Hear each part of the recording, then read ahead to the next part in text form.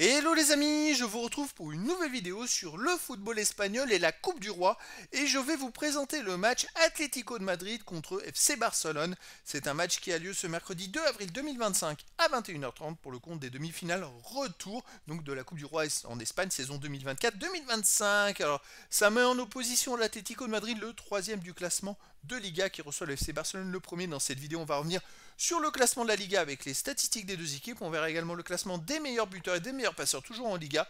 Puis on enchaînera par les 10 derniers résultats, toutes compétitions confondues et les stats de l'Atlético de Madrid et du FC Barcelone.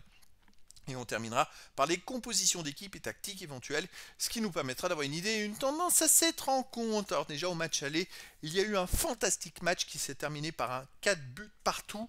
L'Atlético de Madrid avait marqué 2 buts dans les 5 premières minutes. Puis Barcelone a renversé le match en menant 4-2 avant l'Atlético de Madrid qui a poussé en fin de match pour revenir à 4 partout en marquant 2 buts dans les 10 dernières minutes. C'était énormissime. Récemment en championnat, il y a eu un match qui s'est joué à l'Atlético de Madrid. L'Atlético de Madrid a mené 2-0 jusqu'à la 70e minute. À la 70e, il y avait 2-0 et derrière, ils ont perdu 4-2. Ils ont pris 4 buts entre la 70e et la fin du match.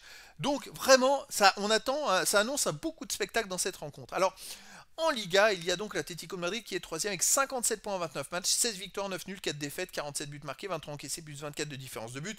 Ils marquent beaucoup moins de buts que Barcelone, mais c'est eux qui ont la meilleure défense de la Liga. Et ils sont à 9 points au classement de Barcelone qui est premier avec 66 points en 29 matchs, 21 victoires, 3 nuls, 5 défaites, 82 buts marqués, 28 encaissés, plus 54 de différence de but. Donc les attaques, c'est grandement en faveur de Barcelone.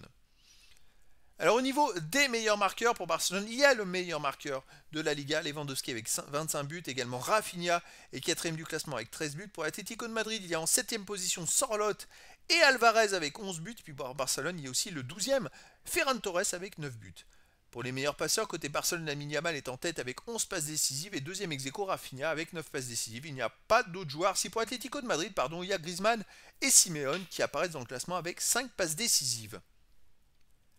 Les 10 derniers résultats, toutes compétitions confondues, Atlético de Madrid, c'est pas terrible les résultats.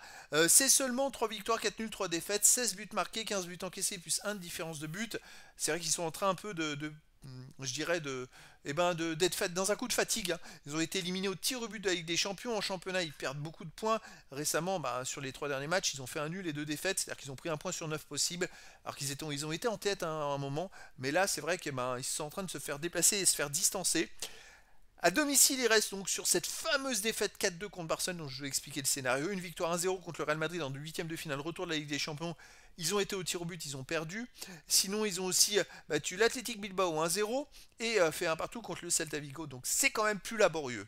Le FC Barcelone sur les 10 derniers matchs, 9 victoires à nul, aucune défaite, 30 buts marqués, 9 buts encaissés, plus 21 de différence de but. Il reste sur 6 victoires d'affilée, toutes compétitions confondues. D'ailleurs, les amis, dans ces 10 matchs, le seul match nul, c'est le fameux match 4-4. Alors, ces deux équipes, elles aiment s'affronter parce qu'entre le 25 février, c'est-à-dire il y a un peu plus d'un mois, et jour de ce match, il y a quand même 3 matchs. C'est du très très lourd. À l'extérieur, Barcelone reste donc sur une victoire 4-2 à l'Atlético de Madrid. Sinon, ils ont gagné 1-0 à Benfica. Ils ont aussi gagné 2-0 à Las Palmas et gagné 4-1 à Séville. C'est une équipe fantastique. L'Atlético de Madrid me paraît fatigué, mais dans les matchs à enjeu direct, ils sont plus forts. Preuve en est, en huitième de finale de la Ligue des Champions, ils ont battu le Real Madrid. Et bien écoutez, moi je verrais bien une victoire de l'Atlético de Madrid, 2 buts à 1 face à Barcelone, mais après dans le foot, tout est possible. Au niveau des compositions d'équipe et tactiques, pour l'Atlético de Madrid, on aurait du 4-4-2 avec gardien au black et joueurs de champ Lorente, Jiménez, Langlais, Galan, Simeone, De Paul, Barrios, Lino, Griezmann et Alvarez. Et pour Barcelone, on aurait du 4-2-3-1 gardien Szczesny et joueurs de champ Koundé, Arroyo, Cubarsí, Baldé, De Jong, Pedri, Yamal, Gavi, Rafinha et Lewandowski. Donc voilà les amis, le décor est planté entre ces deux équipes et donc je vous donne rendez-vous ce mercredi 2 avril 2025 à 21h30 pour le match de football de demi-finale retour de la Coupe du Roi en Espagne saison 2024-2025. L'Atlético de Madrid reçoit le FC Barcelone. Voilà les amis, je vous dis à très bientôt pour une nouvelle vidéo.